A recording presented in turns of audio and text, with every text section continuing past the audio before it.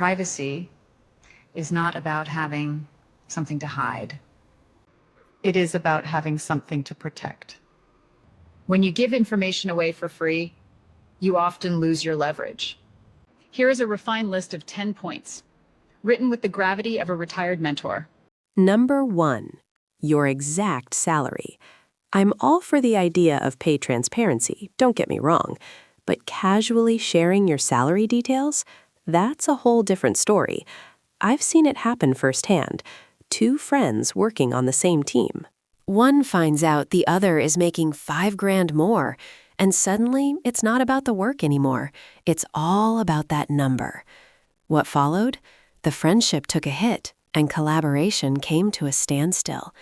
Sure, vent about being underpaid in general, but sharing details of your exact salary? That's a taboo subject. Don't talk about it. Now, of course, this is different if you're in a unionized workplace, where pay is set by your job title. In that case, the collective bargaining agreement, which every union member gets a copy of, lays out the salary for each role. Therefore, it's more or less in a public space.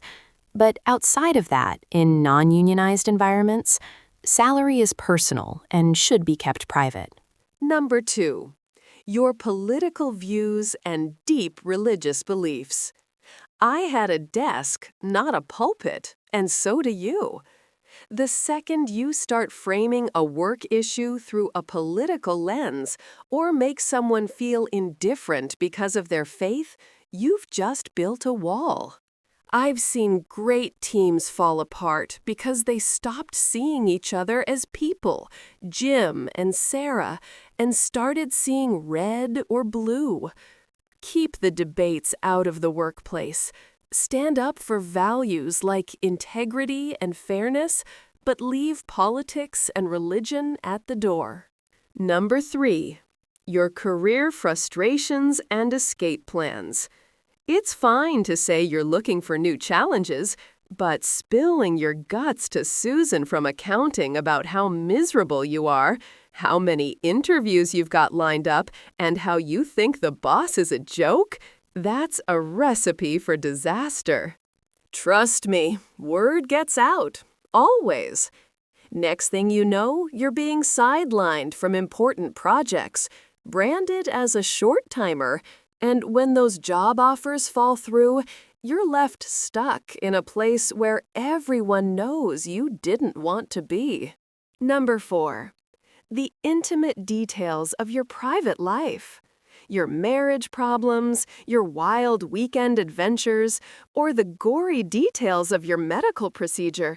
Oversharing like that puts people in an awkward spot. They either feel like they're forced into the role of an unpaid therapist or just become uncomfortable bystanders. It's fine to share that you had a great weekend or that your kid's starring in a school play, but leave the drama of your private life out of the workplace.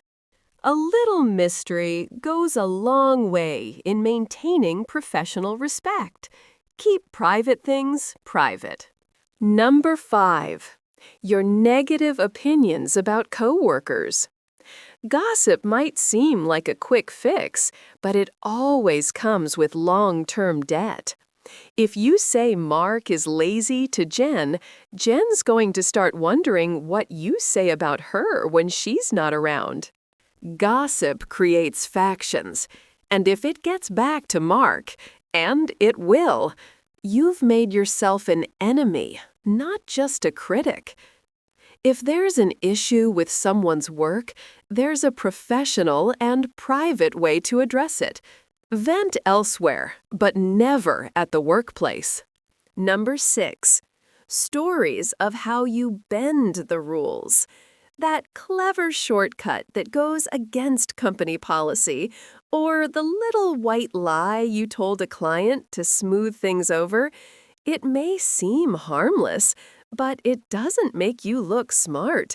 It makes you look reckless. You're handing someone the ammunition they need to take you down, and in a tight spot, your confession could become their weapon. Guard your integrity. Keep your work ethic spotless and boringly by the book. Number 7. Major financial worries or windfalls. Whether you're drowning in debt or suddenly rolling in cash, people will start seeing you differently. If you're struggling, you might come off as a risk or a target for exploitation. And if you've inherited a fortune? Well, resentment can sneak in. Why should she get the promotion? Resentment leads to suspicion. Your finances are a personal foundation. Don't let the office peek through the cracks in your private life. Number 8. Detailed health issues. Saying you're out sick with the flu is all the necessary information to share, and nothing more. But giving a detailed rundown of your chronic condition, your surgery scars, or your therapy sessions, that's not. Unfortunately, oversharing can lead to unintended bias. Even if people don't mean to, they might start doubting your reliability or capacity.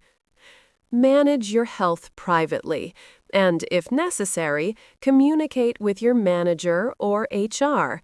But your colleagues aren't your personal medical team. They don't need to know the specifics of your health issues. Number 9. Every single grievance you have with management. This one's a cousin to point 5, but more dangerous. Constantly griping about leadership creates a toxic, powerless environment. It doesn't make you a change maker. It makes you look like a misfit. If you have a legitimate concern, take it through the proper channels and try to resolve it. Otherwise, you're just adding to the chorus of complainers. And guess who gets tagged as the ringleader when the boss takes a look? Finally, number 10, your ultimate ambition, to be the manager. Telling your manager you'd like to take their role one day? That could come off as overly ambitious, or worse, presumptuous. But sharing with your peers that you're gunning for their position? That's just asking for trouble. It turns the workplace into a competitive battleground instead of a collaborative space. Focus on excelling at your job and make your aspirations clear to the people who matter, your superiors. But don't create unnecessary rivalry or put a target on your own back. Look, the office isn't a family. It's a team, a ship you're all on for a while, heading in the same direction. The things I've mentioned, they're both anchors and leaks at the same time. They slow you down, and in the worst cases, they can sink relationships in an instant. So, what should you share? Your knowledge, your support, a willingness to help, honest feedback, but only in the right setting.